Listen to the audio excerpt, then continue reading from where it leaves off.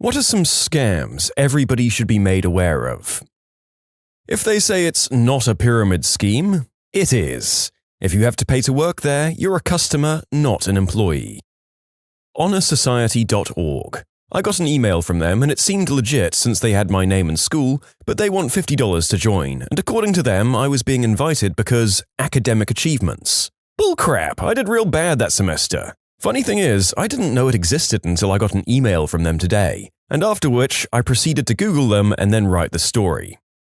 Credit card scam. You get a call from someone claiming to be your credit card company. They say someone's been using your card. They have all your info and they tell you what it is. They have your name, address, credit card number, and maybe even the last 4 of your social security number. What they don't have is the 3-digit code on the back of your credit card, and that's what they're after. They ask you to verify it to check your identity. They'll say it's to check that you're still in possession of your credit card. You give it to them, and that's what they need to run up your credit card online. For everyone asking why they have your other data and not the 3-digit number, it's because businesses aren't allowed to store or keep it like your other info. Has anyone ever noticed that an online store might have your credit card number on file, but they still ask you for the CVV? That's why.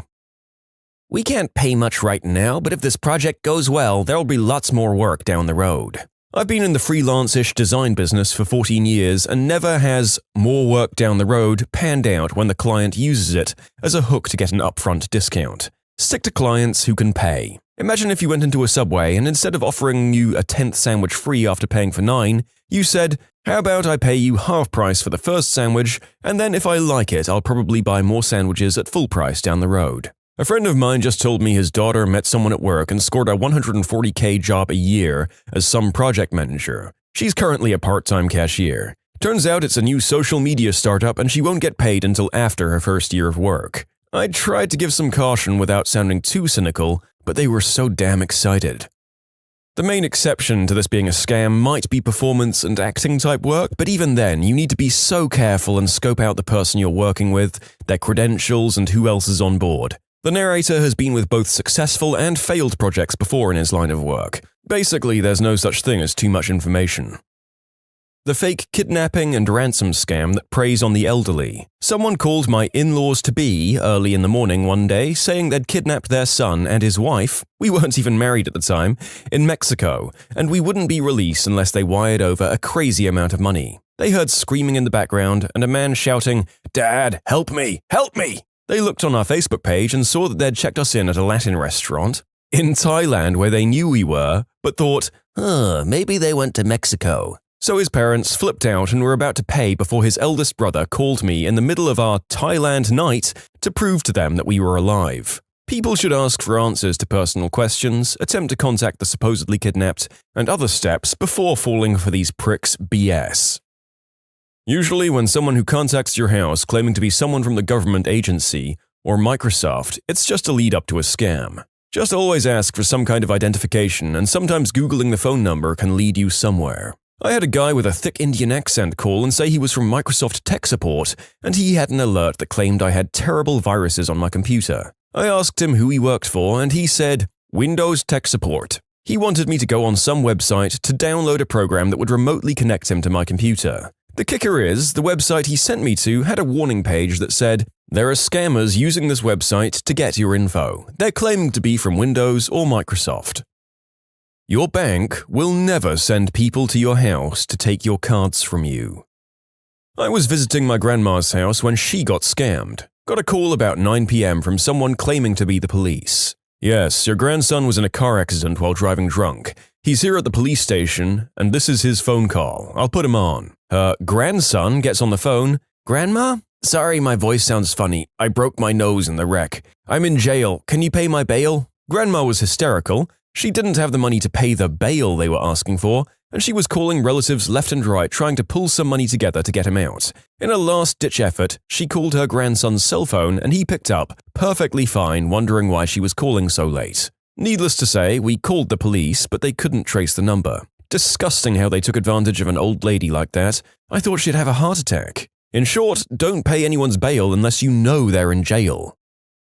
There's a pyramid scheme that's been going around my area the last year or so. It's called World Ventures. basically disguises itself as a discount travel club. It's legal since they sell a tangible product, but the business itself is extremely shady and gets sued all the time. They usually prey on college students, stay-at-home moms, and returning veterans. Ugh, I work for a BMW dealership and have sold cars to these people. I've tried telling them it's a scam, but they won't listen. It pains me to know that they'll have to give up their cars in a few months when they no longer have people who will buy their discount travel packages.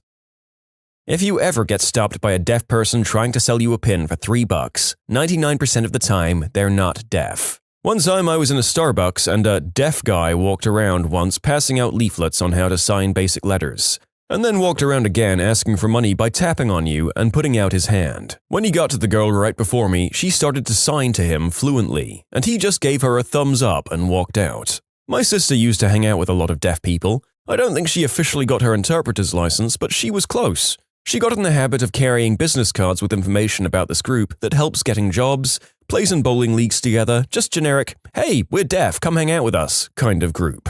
Whenever she started signing and gave them a card, they quickly left. There was only one time where a girl took the card and started hanging out with them. I guess, like with everything, there are times where the scam isn't a scam, but the scammers ruin it for the few good people who are there. I work in a bank. Some scammers will test whether your card works by making a £5 donation to a charity, which can be done on ATMs. If this works, they'll slowly start to empty your account by buying vouchers from supermarkets. If you see a charitable donation you didn't make, investigate it immediately. Door-to-door magazine sales. While some of these are legitimate, I got scammed out of $40 to $50 about 7 years ago. A kid came up to my door. I saw there was a white van down the end of the street and about 10 to 15 kids getting out of it. This one particular kid stopped at my door, gave me a pitch about how they were selling magazines to build a fund that would send them all to college, and I thought to myself, why not help this kid out? The kid was about 16 or 17 and had an ID badge that said he worked for some charity or something, and he could offer me budget subscriptions. More than half off the price if I were to subscribe through the actual magazine's website. I signed up for Maxim, Muscle Mustangs, and Fast Fords, and 2 or 3 others. Never received those magazines. Talked to my neighbor down the street that signed up for one of them, and he never received this either. Watch your grannies. One with dementia here almost got taken for thousands from scammers in Jamaica. She was on her way to the mailbox but looked so sneaky the nursing home staff alerted her daughter, who put stop checks on everything, including checks that Granny had mailed the day before. A U-Haul reservation isn't reserving an actual vehicle for you, it's just putting you in their system as someone who wants a vehicle. And their reservation guarantee is a scam, since there's always a truck 2 states over you could use, but of course you'd have to pay for the extra mileage. Working in banking, I see this kind of crap a lot. If someone sends you a check that is more than it should be, and you have to send a portion back to them, stop! This is a scam. No legitimate business or individual does business this way. That check will bounce and you will be caught holding the bag. Somebody got a hold of our company name and account numbers to pull this scam on people. I had to field so many calls telling people not to do it. I had one lady accuse me of trying to scam her after I finally got annoyed and said, "I want you to explain to me exactly how I plan to scam you by asking you not to send money to a stranger." Most of us are delighted by the dream that the difficulty in our little lives might be alleviated by some sudden influx of money, and do away with little things like common sense. Don't be too hard on people, guys. If you're a male Westerner and you travel to Eastern Europe, a super common scam is that 2 very attractive girls introduce themselves and hang out with you for the day. It's a long con. They have some story about why they want someone to hang with, they'll have a meal with you, go to some tourist attractions, seriously spending a day. One of them will seem to have a personal interest in you. Then they suggest a place for drinks or food. The girls order for you, everything is fine. Then the bill comes and it's something insane like $1,500. If you can't pay it, bouncers appear and walk you to the nearest bank to help you withdraw as much as you can. It's become a common enough scam that just about every guidebook and hostel check-in will warn you. To clarify, yes, the restaurant or club is in on it. Yes, the girls are working with the club. Yes, the bouncers are working with the girls and the club. Yes, it's a scam and not a coincidence. The girls did not rack up a $1,500 bill to get the guys to pay for it. The girls collude with the bar to get the guys to agree to order a single $1,500 drink. The girls get paid a cut. Another common and shorter scheme that targets foreigners worldwide is the broken package scam. Essentially, they find some nice-looking but cheap and fragile art. Then they'll walk around with it in a bag looking for a timid-looking tourist, exchange student, or whatever. They'll then set it to bump into them, dropping the package, and then flying into a rage about how the tourist broke their $300 to $1,500 vase or whatever. Hi, do you have the time? Take out your phone and check. And mugged. I was at a baseball game for a work outing. I just got the Galaxy S3. I was in a secluded seating area by a hot dog stand, playing around on it instead of watching the game. This 11 to 13-year-old comes up and asks to borrow it. He had been separated from his parents. Nope, but I'll help you find a park employee to get you a phone. The second I found an employee, the kid went running. And my friends tease me for still wearing a watch. Who's laughing now? You can submit your own stories to be featured here on the channel. The story submission link is in the description below. And if you want to listen to some vibey music in the background, check out Easy Mode, also linked below, and subscribe. The kids that come to your door selling magazine subscriptions are not trying to get money for college. Most of the time, those subscriptions are bullcrap, the kid is being taken advantage of by some butthole, and it's near slavery conditions. Don't support these buttholes. Do not cash someone's check for them at the ATM, no matter how distressed they seem. It will just bounce. The Florida government pulls out public service announcements that says this, paraphrased, if you want anyone to leave your house, even employees of a business, tell them. If they won't, call the cops and the cops will come out and make them leave. In other words, don't let anyone intimidate you, even if they're for real. I've heard of this one but haven't seen it. You're driving, say in the right lane, and a crappy-looking car gets in front of you, while another crappy-looking car sits in your blind spot to your left side. The car in front slows down little by little until you're annoyed and possibly tailgating them, setting the trap. He then slams on the brakes and stops short, giving you either the choice of rear-ending him or swerving into his buddy. Either way, you hit a junker of a car and he asks for cash to not report it to the insurance. Ways to avoid? Don't tailgate. Pretty simple. Follow at a safe distance. If you do rear-end or swerve into the car, just report it to the insurance. A lot of the times, these people don't have insurance, and if they do, they might not see any of the money and their rates will go up either way. You'll still have to pay and your rates will go up, but at least the scammer didn't get off for free. They sell the hair they get for tens of millions, then only donate a few hundred wigs a year. If you have to buy anything other than a basic set of power tools before you can start your new job, it's a scam. I'm looking at you, pyramid schemes.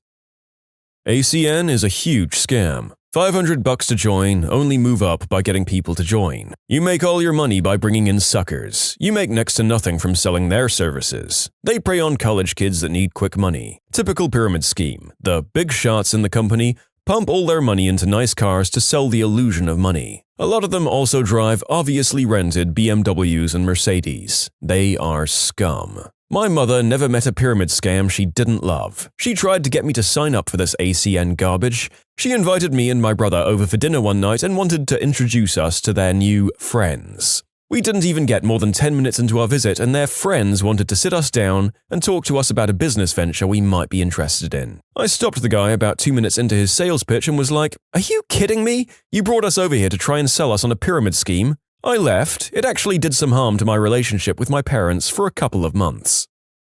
When you go to other countries on vacation and you get on a tour, there are definitely places, especially in China, where you're intended to stop and have a look around. But at many of those places, they won't let you leave until you buy something. This is how these guys make money. Man, you could make an entire thread on China scams. I've been to China 3 times and dodging the scams was a ton of fun. If you won the Canadian lottery and you've never been to Canada or played the Canadian lottery, it's not real. I've had a couple of people come into the banks I've worked in thinking they won all this money and then get teed off when you give them the reality check that it's not real. And by reality check, do you mean telling them the situation or handing them a check from the register with the words, "You got scammed, sorry, eh?" written on it? You work in a bank, so either option is viable. If you're at uni, keep an eye out for VEMA, pyramid scheme that doesn't say it, aimed at students. The American one is Vector Marketing. They advertise for students to start at $15 an hour, so naturally a lot of kids are interested. It's door-to-door knife sales, and the $15 an hour is if your commission is at a certain level. They're calculating that number by taking your commission and dividing it by the number of hours you've worked. There's actually zero base pay. They claim that the knives sell themselves.